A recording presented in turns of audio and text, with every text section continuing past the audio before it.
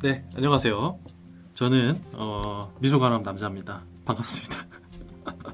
미술관함 남자고 미남이라고도 이제 얘기를 하죠. 네, 미술관 앞 남자 해가지고 미술관 앞에 있는 남자, 그래서 미남 이렇게 얘기를 합니다. 뭐 제가 그쵸? 뭐 제 이름도 아시는 분은 아실 테니까 저는 조원재라는 이름을 가지고 있죠. 네, 저는 아시듯이 팟캐스트를 하고 있고 방구석 미술관이라는 팟캐스트를 하고 있고 동명의 책을 썼죠. 쓰고 있고 방구석 미술관이라는 책을 쓴 저자이기도 하지요. 대부분 많은 분들이 아실 수도 있고 모르실 수도 있고 그러실 겁니다. 어쨌든 간에 제가 이번 영상에서 하려고 하는 건 이 힌트가 하나 나오긴 했는데 얘기를 하다 보니까 어쩔 수 없이 제가 꺼내게 되긴 했는데 이게 힌트가 될 수가 있습니다. 네, 이게 힌트가 될 수 있는 그런 건데 이게 뭘까요? 그러니까 제가 얼마 전에 뭘 했냐면은 그 6주 동안 유럽 미술 여행을 다녀왔습니다. 8년 만에 간 김에 정말 뽕을 뽑자 이런 생각이 좀 있었기 때문에 좀 무리를 해서 여행을 좀 다녀왔습니다. 유럽 미술 여행을 다녀왔고, 그럼 이 영상에서는 뭘 하겠냐? 오늘 할 거는 요겁니다. 네. 오늘은 요거까지 포함해서 요걸 할 겁니다. 네. 이게 뭐냐? 네, 지금 보시면은 되게 쓰레기처럼 좀 보이실 수도 있을 겁니다. 그렇지만 저한테는 절대 쓰레기는 아니고요. 제 유럽 미술 여행에 저한테는 되게 뭐랄까 기념품? 수베니어 같은 겁니다. 이게 저한테는. 네. 저한테는 굉장히 소중한 수베니어입니다. 이게 뭐냐면 제가 되게 특이한 습성을 가지고 있어요. 제가 여행을 가면은 미술 여행을 가거나 미술관에 가거나 이러면은 거기에 있는 티켓이나 브로슈어나 리플렛이 됐든 관련된 어떤 인쇄물들 있죠. 그런 것들이 항상 있을 수밖에 없고 그거를 제가 다 뭐랄까 수집을 해요. 좀 쉽게 말하면 네, 수집을 합니다. 저는 이게 사실 되게 특이하다고 생각해 본 적도 없고 그냥 제가 항상 하던 짓이었거든요. 그래서 저의 어떤 습성과도 같은 거죠. 되게 무의식적인 습성. 근데 생각을 해보니까 이번에 여행을 이렇게 하면서 오면서 생각을 해보니까 이게 되게 저한테 어떻게 보면 되게 특이한 습성이구나 이런 생각이 처음으로 들더라고요. 네, 그래서 이거를 제가 갔다 오면은 이제 정리를 한 번씩 해보거든요. 그래서 그 시간을 이 영상으로 같이 한번 이 영상을 보시는 분들과 함께 여러분들과 함께 같이 공유해보면 어떨까라는 생각이 들어가지고 그래가지고 이 영상을 그냥 켜봤습니다. 사실은 제가 이 영상을 어쨌든 간 잡소리는 그만하고 보도록 하죠. 간 지역을 말씀드리면 순서대로 말씀을 드릴게요. 그래서 남프랑스를 먼저 갔습니다. 남프랑스, 프랑스의 남부지역. 그래서 거기에 있는 니스, 아르, 엑상프로방스를 중심으로 해서 갔었고요. 그 다음에는 스페인의 수도 마드리드, 그 다음에 영국의 런던. 그 영국의 런던 이후에 바로 옆에 있는 동네죠. 유로스타를 탔습니다. 유로스타를 타고 네덜란드 암스테르담에 갔고요. 그 이후에 바로 아래에 있는 마을, 네, 벨기에 브뤼셀에 갔고, 브뤼셀을 다음에 비행기를 타고 브뤼셀 에어라인을 타고 베를린으로 갔습니다. 독일의 베를린으로 가서 또 미술관 순례를 했고, 그 이후에 비행기를 다시 타서 이탈리아로 왔는데 이탈리아에서는 제가 밀라노를 먼저 갔다가 그 다음에 베니스를 갔습니다. 베니스에서 갔다가 마지막으로 아웃을 해서 이제 한국으로 다시 돌아왔어요. 이 과정이 전체적으로 6주 정도가 6주 정도가 되는 그런 과정이었고, 결론적으로 말씀드리면 굉장히 체력적으로 힘들었습니다. 굉장히 힘들어가지고 거의 탈진 상태로 한국으로 돌아오는, 여행을 한 건지 무슨 야간 행군을 한 건지 엄청나게 태어나서 처음으로 이렇게 탈진을 여행하면서 당해본 적은 처음인 것 같습니다. 제가 그만큼 어떻게 보면은 그 유럽에 가서 미술관을 너무 가고 싶어 했었고 작품을 너무 만나고 싶었고 좀 그런 제 어떻게 보면 제 그런 열망이 되게 거기 6주 동안 폭발을 하면서 제 모든 체력을 다 소진하게 된 것 같아요. 네, 그래서 그 과정이 어떻게 보면 여기에 이렇게 담겨 있는 겁니다. 그래서 사실 제가 다 가져오지는 못한 것 같아서 좀 아쉽긴 한데 어쨌든 이게 6주의 결과물입니다. 6주의 결과물이라서 같이 한번, 저도 사실 6주가 지나서 뭐가 있는지 사실 저도 지금 까먹었어요. 그래서 제가 지금 뭘 할 거냐면 그 국가별로 이 자료들을 분류를 할 겁니다. 지금 이게 섞여 있거든요, 막. 예, 섞여 있어요. 그래서 더 섞어 볼까요, 막 한번? 막 한번 더 섞어 볼까? 정말로 완전 섞어 볼까요? 네, 국가별로 굉장히 제가 다양한 미술관을 갖고 그러기 때문에 국가별로 굉장히 많이 이게 섞여 있습니다. 그래갖고 이렇게 한번 네, 뭐 이렇게 적당히 섞자. 그래서 자 이렇게 되어 있고 요거를 한번 국가별로 그냥 오늘은 분류를 할 겁니다. 분류를 하면서 제가 뭐 드는 생각들이나 그때그때 떠오르는 것들 그냥 있으면은 같이 한번 얘기를 하면서 영상으로 또 남겨보는 것도 저한테 되게 또 의미가 있을 것 같아요.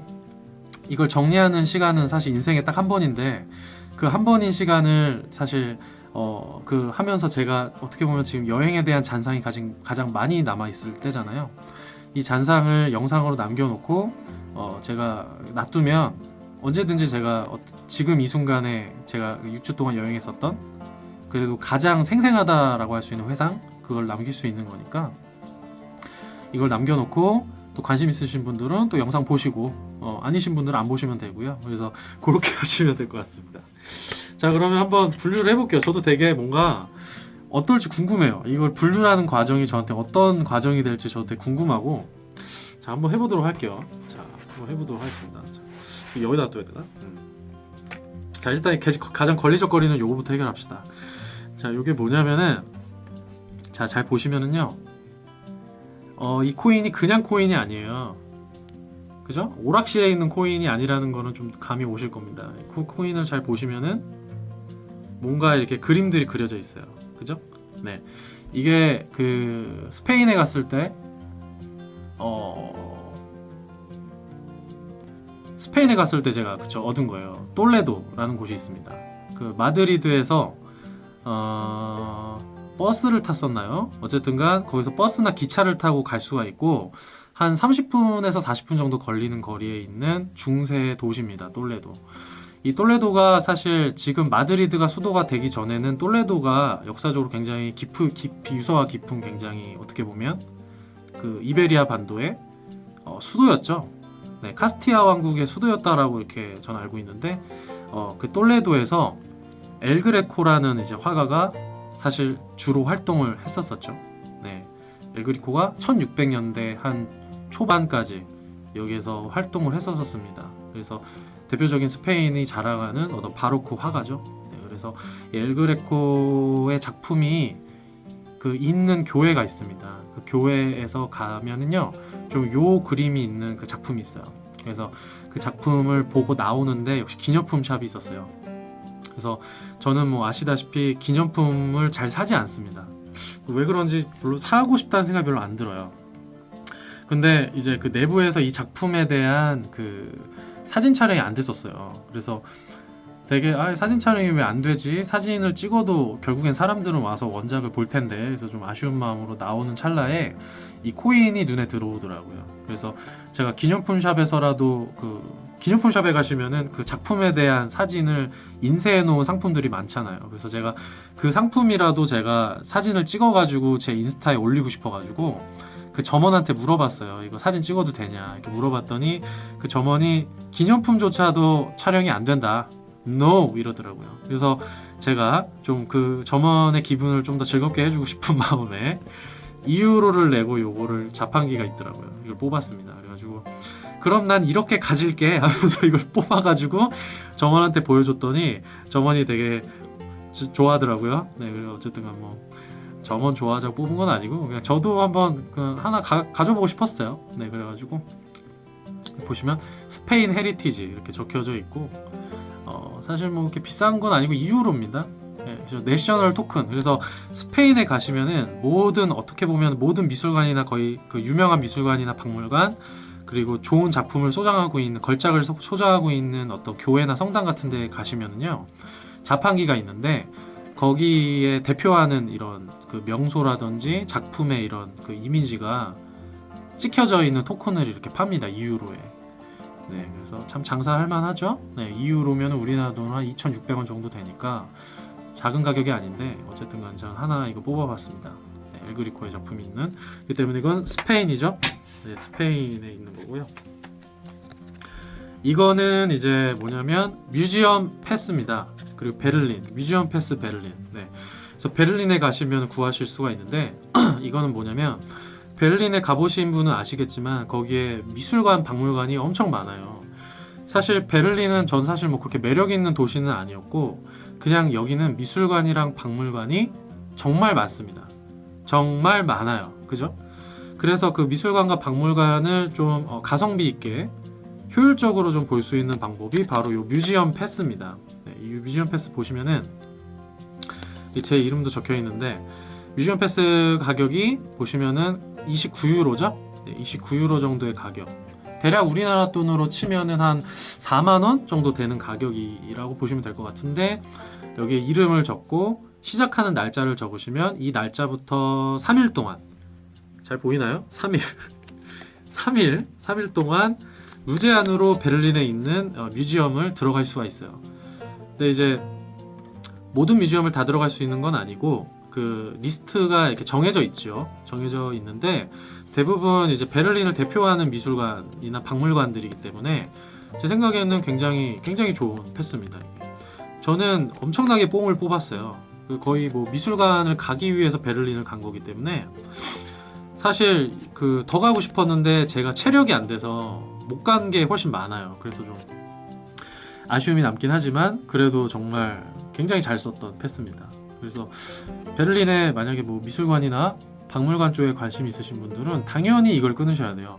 뮤지엄 패스 베를린. 그래서 3데이 티켓 이렇게 써있죠. 3데이 티켓, 3데이 티켓. 네, 이렇게 보시면 좋을 것 같습니다. 디자인도 되게 깔끔하게 되어 있죠. 디자인 이렇게 눈알이 이렇게 디자인이 되어 있고 보라색에다가 이렇게 나름 되게 감각적으로 센스 있게 트렌디한 디자인을 이렇게 보여주고 있습니다. 그래서 베를린은 제가 기억하기로는 사실 그렇게 매력적인 도시는 저한테는 개인적으로 아니었고 그냥 정말 대도시, 정말 대도시라는 생각이 들었고 혼자 여행을 했었기 때문에 굉장히 좀 외로움도 많이 느꼈었던. 네. 그리고 되게 제가 갔던 때가 5월달이라서 되게 일교차도 심하고 그래서 사실 그 여행 막바지에 갔던 도시이기 때문에 되게 체력적으로도 사실 좀 많이 힘들었었던 저는 개인적으로 그런 기억이 되게 많이 있었던 곳인데 그래도 되게 미술관에서 좋은 작품들을 많이 볼 수 있었어요.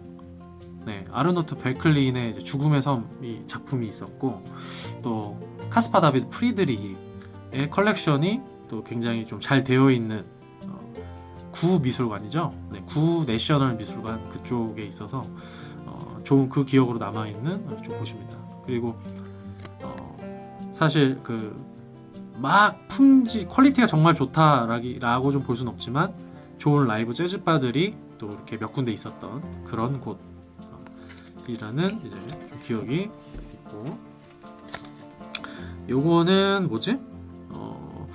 요거는 아니 이렇게 뭐가 그림만 그려져 있고 이름이 안 써져 있으니까 어디 티켓이었는지 기억이 안 나네. 망했네요. 이건 어디 티켓인지 기억이 안 납니다. 근데 이게 아마 베니스일 가능성이 되게 큰데 어떤 티켓이었는지 지금 기억이 이건가? 이건 지금 기억이 안 나네요. 이건 일단 빼놓고. 네. 그리고 요거는 그 베니스 비엔날레 갔을 때 그 전시관에서 마지막으로 관람객들한테 주었던 겁니다. 그 이스라엘 전시관. 그래서 베니스 비엔날레에 가시면은 그 자르딘이라는 곳이 있어요. 그러니까 국가관들이 있습니다. 각 나라의 국가들. 그러니까 우리나라, 뭐 일본, 미국, 영국, 독일, 중국 뭐 이런 식으로 국가들마다 건물들이 있고요. 거기에서 국가들마다 이렇게 기획을 해서 전시를 하는데 이스라엘관이 굉장히 인상적이었어요. 전시관을 병원처럼 만들어놔서 관람객을 환자라고 가정을 하고 그 환자들이 갖고 있는 마음의 병을 치유해주는 컨셉으로 전시장을 기획을 해놨더라고요. 그래서 굉장히 인상적이었어요.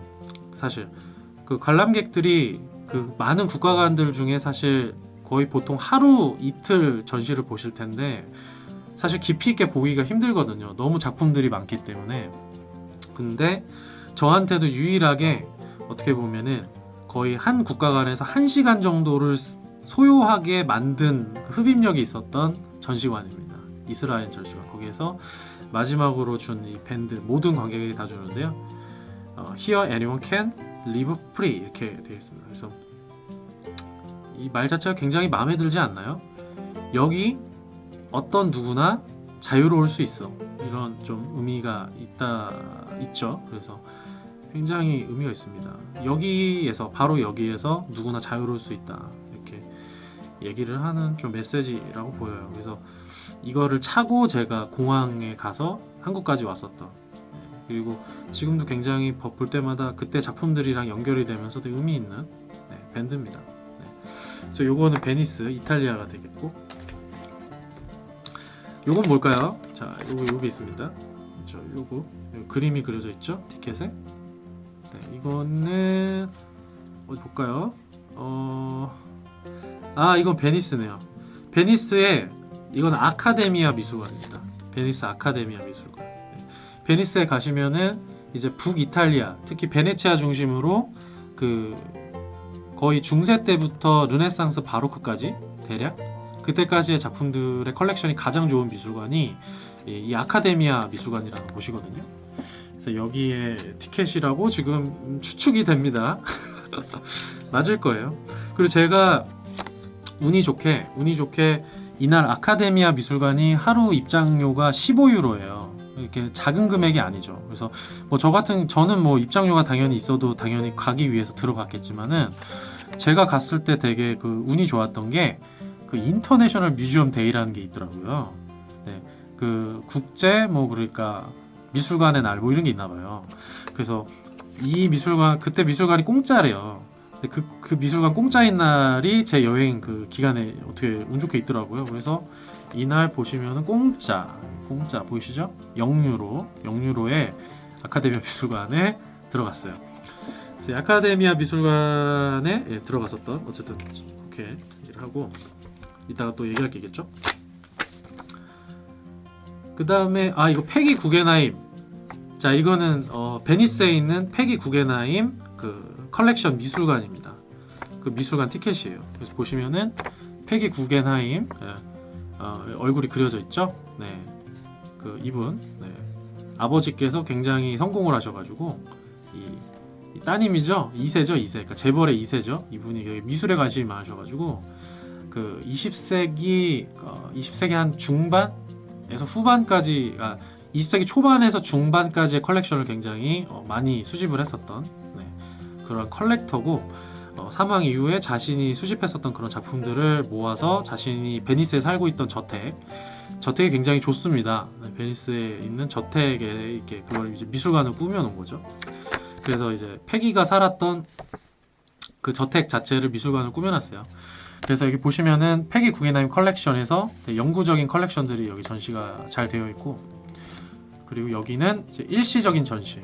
지금은 이제 한스 아르프의 그 작품이 초기부터 말기까지 작품들이 이렇게 잘 전시가 되어 있더라고요. 다다이스트죠. 장 한스 아르프. 맞을 겁니다. 어쨌든 장 한스 아르프건 한스 장 아르프건 장 한스 아르프일 거예요. 그래서 그 작가 다다이스트의 전시를 하고 있고, 여기는 영구적인.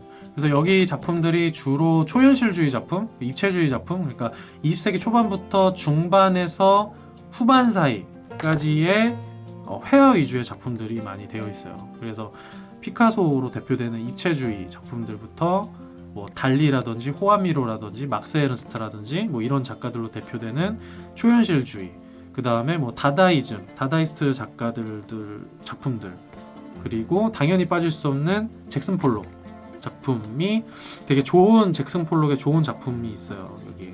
그리고 나름 이 사람이 또 잭슨 폴록과의 인연이 또 많기 때문에 잭슨 폴록의 우리가 알고 있는 그 액션 페인팅의 작품이 완성되기 전과 완성된 후의 작품, 이렇게 그 작품이 많지는 않고 한 4-5점 정도 이렇게 한 방에 이렇게 전시가 되어 있거든요. 그래서 그걸 보면서 잭슨 폴록의 우리가 알고 있는 그 액션 페인팅, 드리핑 기법으로 작품을 완성하는 그게 완성되는 과정이 어떻게 이제 되어 왔는지를 그 전시장만 봐도 대략적으로 우리가 감을 잡을 수 있습니다. 그래서 그런 컬렉션이 있고 미니멀리즘까지 좀 작품이 거의 좀 전시가 되어 있었던 것 같아요. 네, 그래서 대표적으로 프랭크 스텔라 작품도 있었었고, 네, 그래서 베니스에 가시면은 근현대 미술에 관심 있으시다면 이쪽 페기 구겐하임을 꼭 같이 찾아주시면 좋을 것 같아요.